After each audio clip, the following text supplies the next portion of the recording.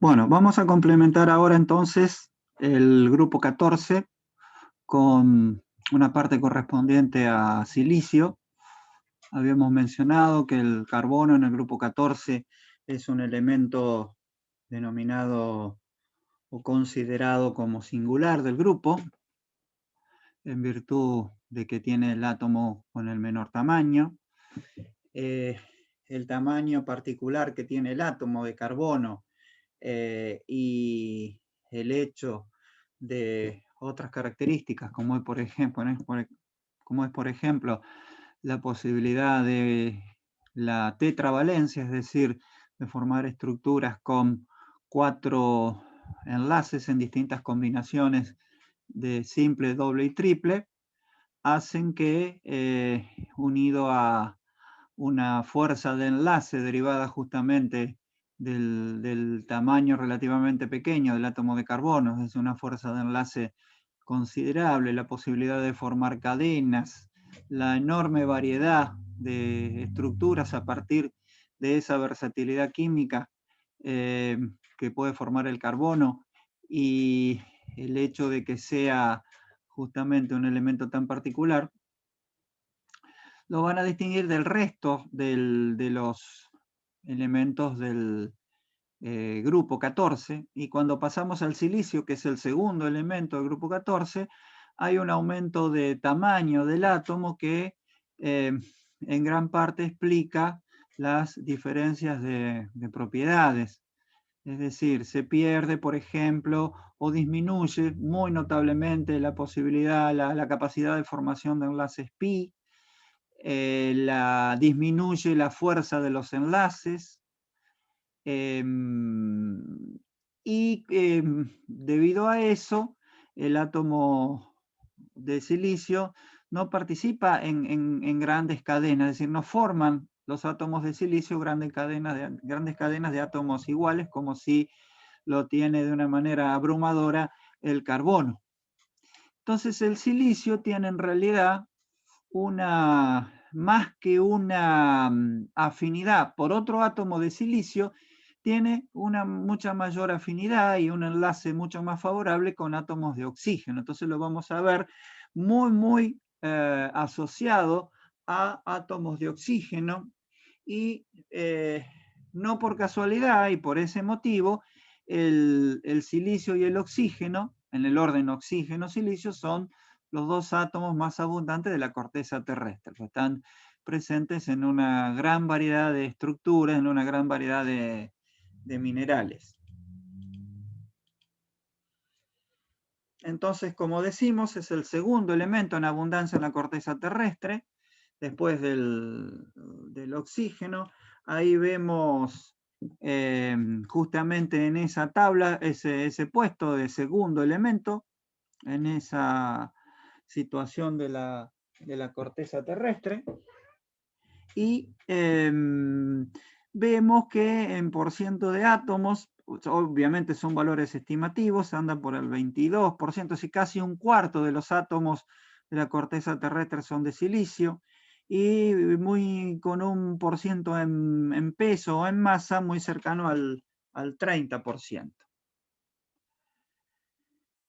La sustancia elemental, es decir, nosotros le vamos a prestar más atención a las combinaciones del silicio y el oxígeno que aparecen en la corteza terrestre, porque son minerales y son estructuras muy importantes en esa parte justamente del globo terráqueo que va desde la superficie hasta unos kilómetros hacia el interior, pero de todos modos en forma elemental puede darse en variedades amorfas y cristalinas.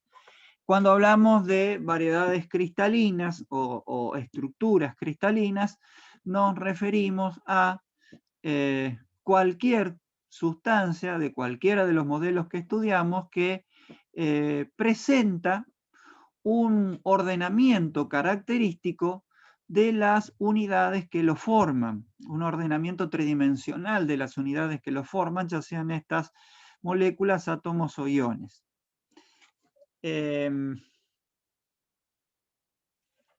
Acá, por ejemplo, bueno, hay un ejemplo de una reacción de obtención del silicio, que a su vez es una típica reacción que muestra como ejemplo el uso del carbón o del carbono como sustancia reductora.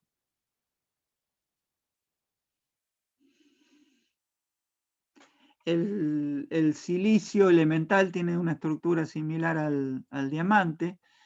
Cuando hablamos de estructuras entonces cristalinas, tenemos un ordenamiento, en este caso hay un ordenamiento similar al diamante, y las variedades amorfas implican una estructura desordenada sin un orden establecido o un orden en particular. Las combinaciones de silicio con hidrógeno, que en general se denominan hidruros de silicio, son similares a los hidrocarburos, o sea, las combinaciones carbono-hidrógeno, con una fórmula general silicio N, hidrógeno 2N más 2. Pero acá hay un dato químico de importancia, que es que N vale de 1 a 6, es decir, el número de átomos de las cadenas, de las cadenas que forma el silicio, es dramáticamente menor a el número de átomos de las cadenas de carbono. Las cadenas de carbono llegan hasta una gran cantidad de átomos, y en este caso, debido a que el enlace silicio-silicio es más débil por el mayor tamaño del átomo de silicio, el número de átomos encadenados o concatenados es muchísimo menor en el silicio que en el carbono.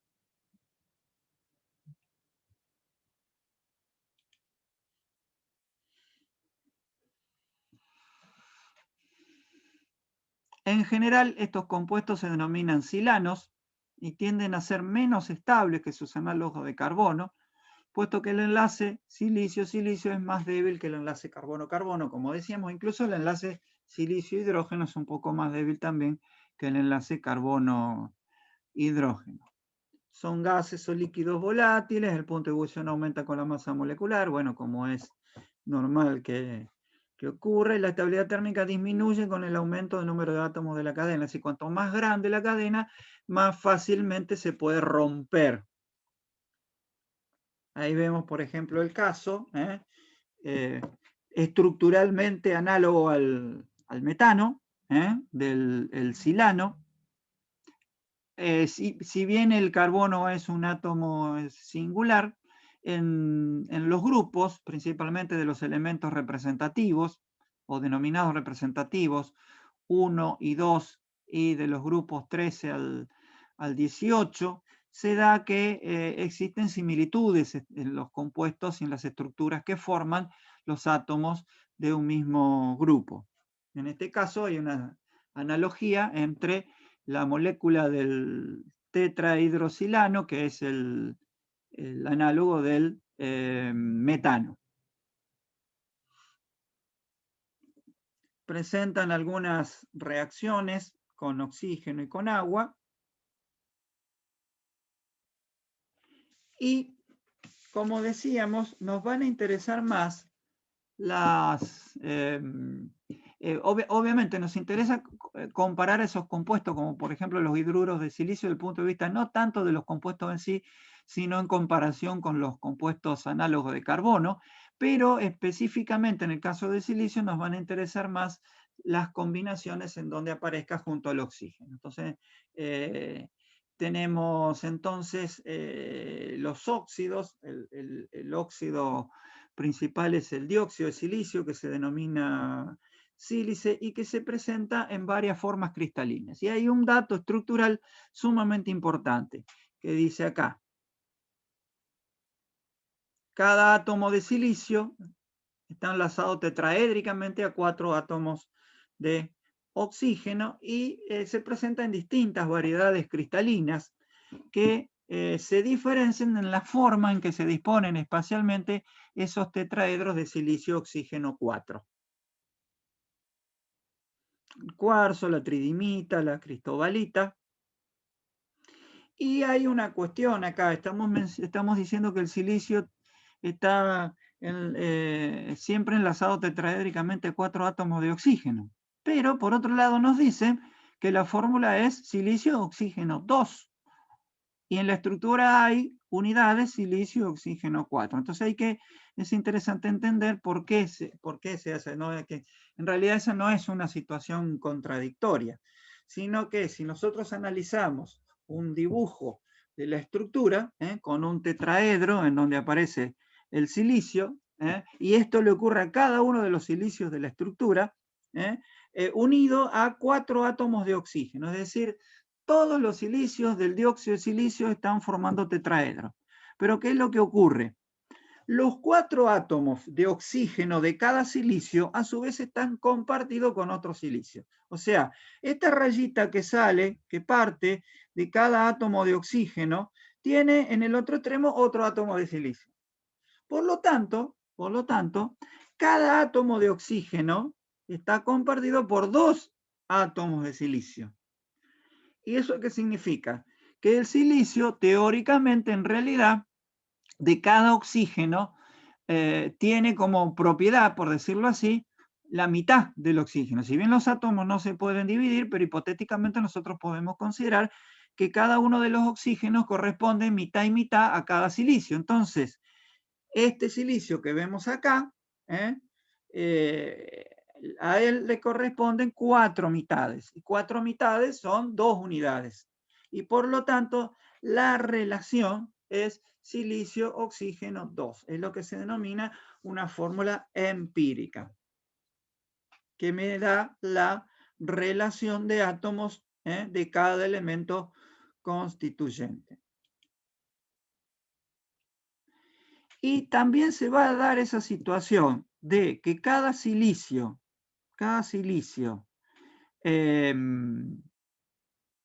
forma parte de un tetraedro o está rodeado de 4 átomos de oxígeno, no solo en la sílice, sino en otros 2 materiales o minerales comunes de la corteza terrestre, donde también hay silicio y oxígeno, como son los silicatos y los aluminosilicatos. O sea, estos son los tres materiales de silicio con oxígeno que nosotros estudiamos en este curso, y en los 3 materiales, cada silicio está unido covalentemente a 4 átomos de oxígeno.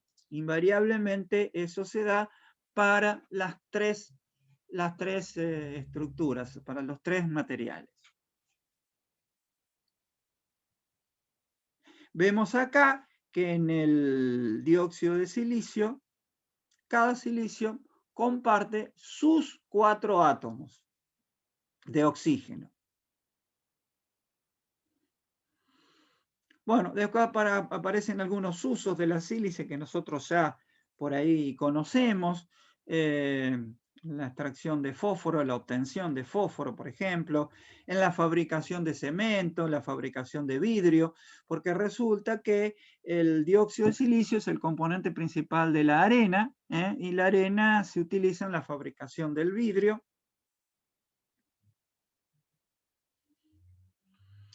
Y yendo ahora al segundo tipo de estructura que vamos a analizar, nos encontramos con los silicatos. Los silicatos son cadenas o a veces láminas o a veces redes tridimensionales de grupos tetraédricos silicio-oxígeno 4. Es decir, siempre los silicios están rodeados de 4 oxígenos en forma de entorno tetraédrico.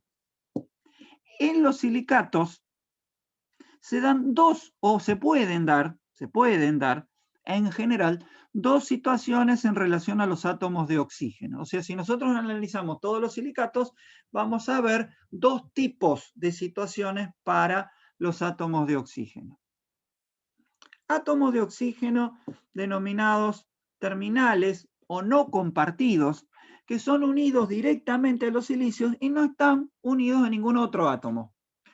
Por lo tanto, deben completar su octeto con un electrón extra como ocurre en el grupo hidróxido, igual que en el grupo hidróxido, y por lo tanto estos oxígenos o en estos oxígenos se centra una carga negativa, pero no están unidos solamente a el átomo de silicio, a un átomo de silicio y no a otro átomo, a ningún otro átomo. Y la otra situación que se puede dar es el oxígeno compartido, es decir, el oxígeno compartido entre dos átomos de silicio, como ya lo vimos en la sílice. Lo que no habíamos visto en la sílice es el no compartido. O sea, en la sílice solo hay oxígenos compartidos, pero en los silicatos puede haber de los dos. Esta combinación, sí o sí, la sí o sí, con un átomo de oxígeno haciendo de puente o de enlace entre dos átomos de silicio, es una situación de enlace muy, muy favorable, es decir, el enlace silicio-oxígeno es más fuerte que el enlace silicio-silicio y por eso está tan difundido en la naturaleza las combinaciones silicio-oxígeno en virtud de ese enlace. Entonces, para estudiar los silicatos se pueden utilizar distintas formas, hay distintas formas de clasificación de los silicatos.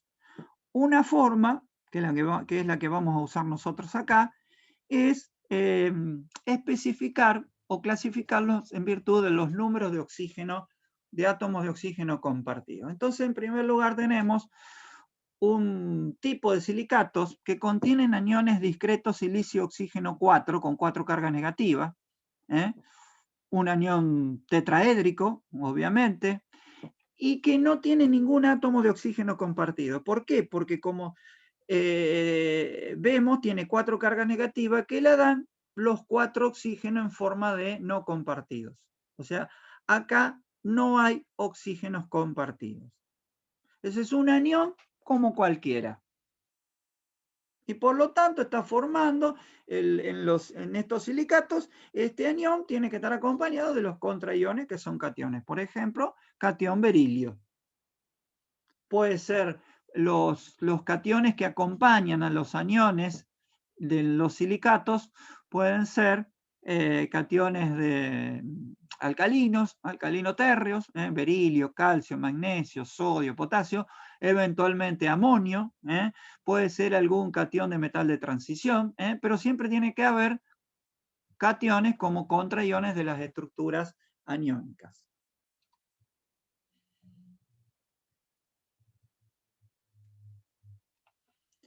Luego tenemos silicatos que contienen aniones discretos silicio 2, oxígeno 7. Y en estos casos ya tenemos un anión con 2 átomos de silicio. Y esos 2 átomos de silicio comparten un oxígeno, un átomo de oxígeno. Entonces vemos acá, hay 2 tetraedros unidos por un vértice, con un vértice en común que es un oxígeno compartido. Acá vemos cómo está un tipo de silicato en donde el contraión es el escandio 3, es un catión de metal de transición. Se comparte un solo átomo de oxígeno. Seguimos aumentando, ahora pasamos a silicatos con 2 átomos de oxígeno compartidos, obviamente se entiende, por cada silicio.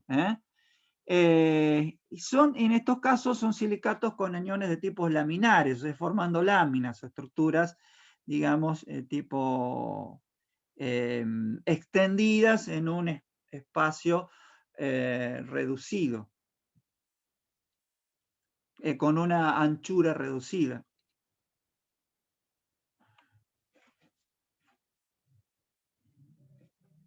Entonces, en estos casos, al haber 2 átomos de oxígeno compartidos, una forma de que eso ocurra es formando ciclos. Entonces, tenemos, por ejemplo, acá arriba, un tetraedro silicio-oxígeno 4, comparte un oxígeno y otro oxígeno. Se comparte 2 átomos de oxígeno con los otros dos tetraedros y se forma una estructura cíclica, tipo anillo. Pero también otra posibilidad es no una estructura cerrada, cíclica, sino una estructura tipo cadena, o sea, una estructura abierta, en este caso se llaman metasilicatos, en donde vemos que los tetraedros comparten dos átomos de oxígeno.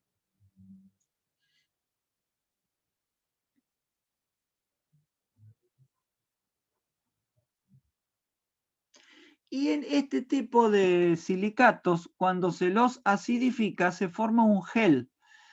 El gel es una estructura que ocluye, o sea, tiene en su masa incorporada gran cantidad de moléculas de agua.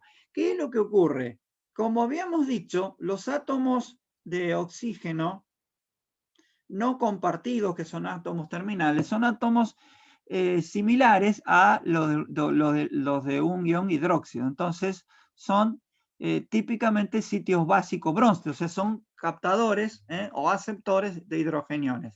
Entonces, si se acidifica, esos sitios captan hidrogeniones en una cierta proporción, no necesariamente todos los sitios, entonces se protonan esos sitios y esa estructura, debido a la formación de grupos hidroxos, puede retener, mediante puente hidrógeno, grandes cantidades de agua en estructuras en forma de jaula, dando lo que se denomina un gel.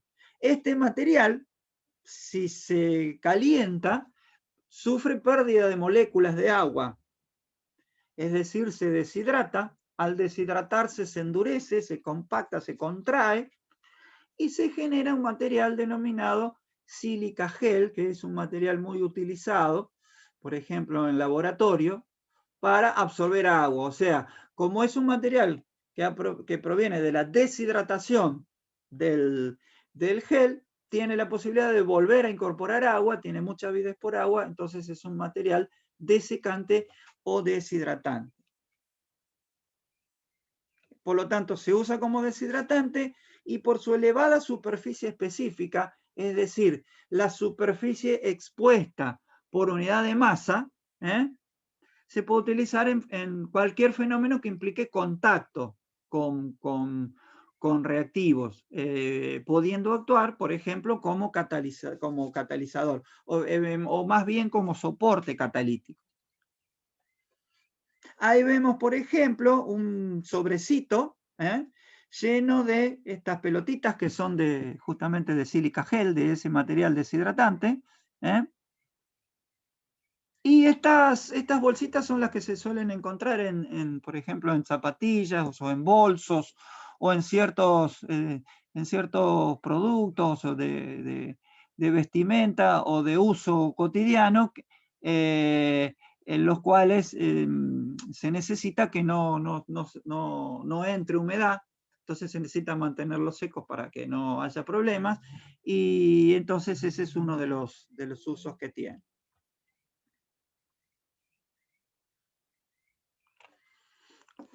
Luego pasamos ahora, aumentamos el número de oxígenos compartidos a 3. También son silicatos con aniones laminares. En este caso, por ejemplo, una estructura de este tipo, en donde se observa claramente que cada silicio comparte 3 de sus 4 átomos de oxígeno, y el cuarto átomo de oxígeno, que acá no se ve, entonces la pregunta es, ¿a dónde está el cuarto átomo de oxígeno? Acá no se lo dibuja por motivos de simplicidad, de que sea más simple el dibujo. Este sería un dibujo visto bien desde arriba. Y ese cuarto átomo de oxígeno obviamente deberá ser un oxígeno terminal, porque no es compartido. Comparte 3, el cuarto es no compartido. Y eso es un oxígeno terminal y es el que da la carga negativa. Es decir, en los silicatos siempre tenemos una parte con carga negativa, sería una estructura aniónica, y después los contraiones, que son uno o más cationes. O sea, cationes de uno o más de distintos tipos.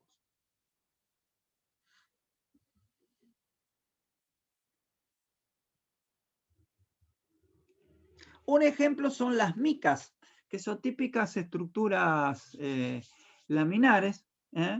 Se suelen utilizar como elemento muy importante de las planchas. No sé si se seguirá usando todavía.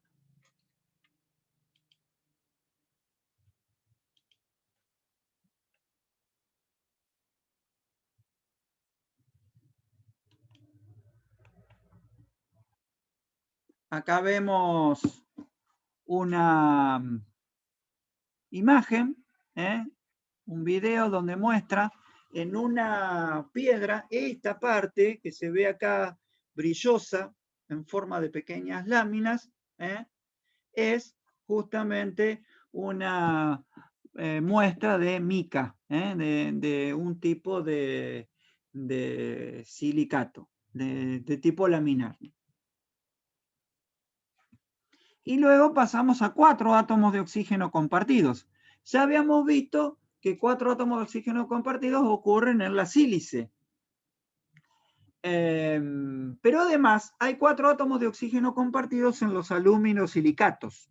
Entonces, nosotros vemos una cuestión en la nomenclatura. Si decimos silicatos, estamos identificando la terminación ato. O sea, vemos que termina en ato, como es común de muchos tipos de aniones. Sulfato, nitrato, es decir, la terminación ato da idea de que se trata de un anión. Y realmente en los silicatos tenemos justamente, los silicatos formalmente o realmente son sales formadas por un anión y un catión. Lo que pasa es que el anión puede ser una estructura más o menos complicada. Ahora, en los aluminosilicatos también tenemos terminación ato. Y en los silicatos teníamos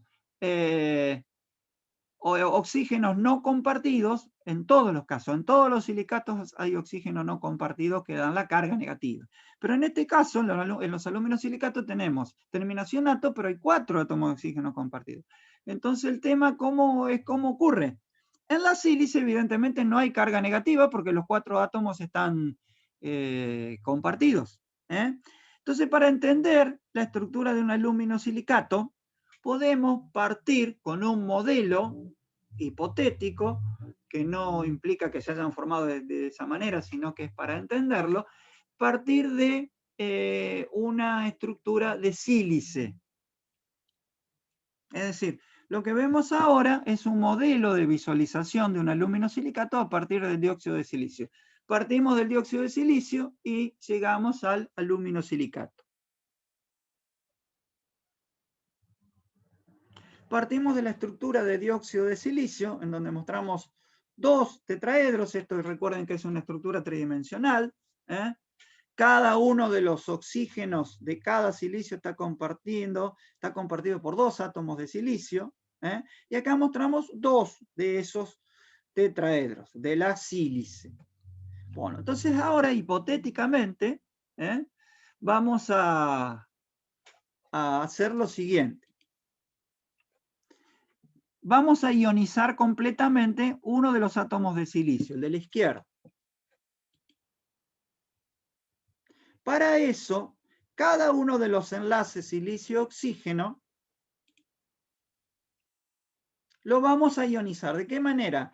El par de enlace lo vamos a desplazar completamente hacia el oxígeno. Es decir, vamos a desenlazar y lo vamos a ionizar para liberar al silicio. ¿Qué va a ocurrir? El silicio está compartiendo sus 4 átomos y acá le estamos sacando, en definitiva, le vamos a sacar con los 4 enlaces sus 4 átomos, sus 4 electrones, perdón. Entonces va a quedar ese silicio con una carga más 4 o 4 más. Y cada uno de los oxígenos va a quedar con una carga menos 1.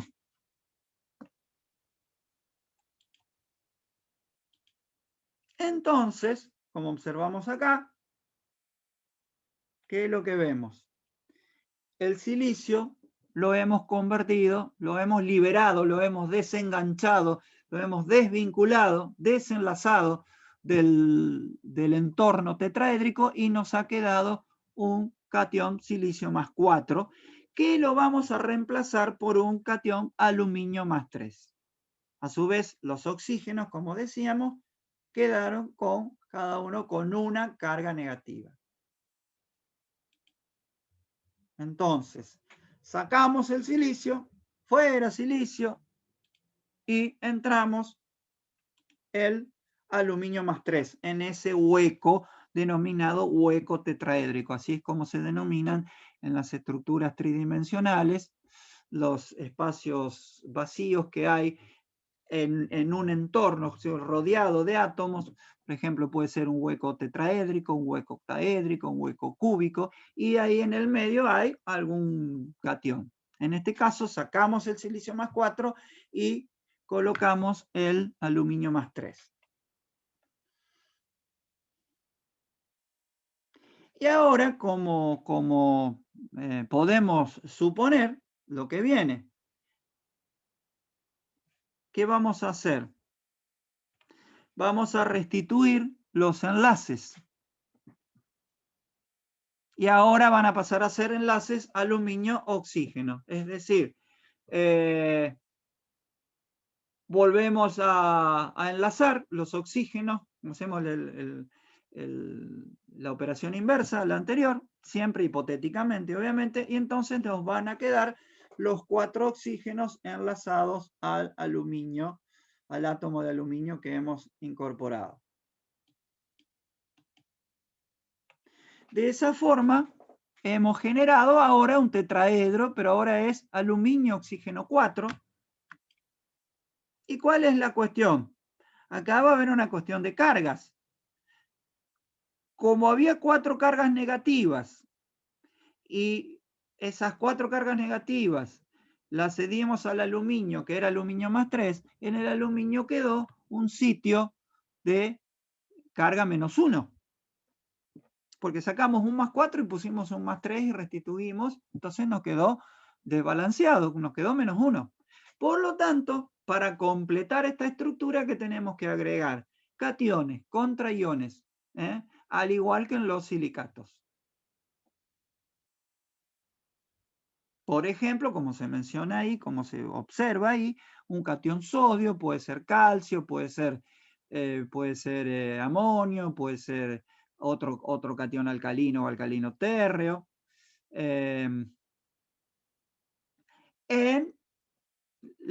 Con la condición de que se logre lo que se denomina la electroneutralidad, es decir, la suma de las cargas negativas tiene que ser igual a la suma de las cargas positivas. Entonces se compensa la carga con catión adicional y hay una serie de cuestiones que se cumplen. En general, la relación aluminio-silicio de átomos, ¿no es cierto? Número de átomos de aluminio sobre número de átomos de silicio es normalmente menor o muy especialmente igual a 1. Quiere decir que eso significa que en la estructura están reemplazados menos de la mitad o a lo sumo la mitad de los átomos de silicio, partiendo de la sílice. Y además hay otra cosa, bueno, que acá no dice, que hay una regla que dice que como los aluminios tienen una zona o representan una zona de carga negativa, no puede haber tetraedros contiguos, o sea, no puede haber reemplazados silicios en forma contigua. Así, por ejemplo, así como vemos, este silicio no va a aparecer reemplazado por aluminio. Si los aluminios están separados, no pueden estar juntos por una cuestión de justamente de repulsión.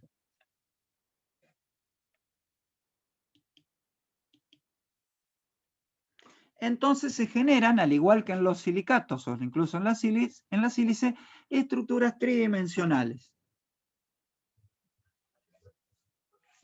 Entonces, lo que hemos hecho es que algunos silicio más 4 se sustituyen por aluminio más 3. La carga se equilibra, por ejemplo, con sodio o calcio. Y un ejemplo natural, es decir, de la corteza terrestre de aluminosilicatos, son las famosas zeolitas. Las zeolitas, que en este caso una fórmula típica, está dada con sodio, aluminio, silicio y oxígeno, y normalmente acompañadas de agua, con agua de hidratación, agua, se denomina agua ocluida o agua dispersa en toda la masa de ese mineral natural, y de ahí justamente la presencia del agua está relacionada con el nombre. Zeolita viene de dos partículas derivadas del griego, zeo y litos, que significa piedra que hierve, porque parece ser que cuando se los descubrió en la naturaleza, algún naturalista que andaba por ahí investigando, buscando nueva vegetación, plantas, animales, etcétera, como era muy común en el siglo XVIII y XIX, en algún momento hizo algún fuego que tuvo que calentar y había a lo mejor unas piedras de tipo zeolita cerca, y entonces él empezó a escuchar un silbido o un siseo que provenían de esas piedras que se calentaban, que era debido justamente a que el agua interna escapaba por los poros hacia afuera en forma de vapor, y entonces él le puso piedra que hierve. Y con el transcurso del tiempo se le fueron encontrando a las zeolitas naturales una interesante variedad de aplicaciones. Por ejemplo, como la estructura es muy abierta, se la empezó a usar en ciertas aplicaciones como tamices moleculares, que son especies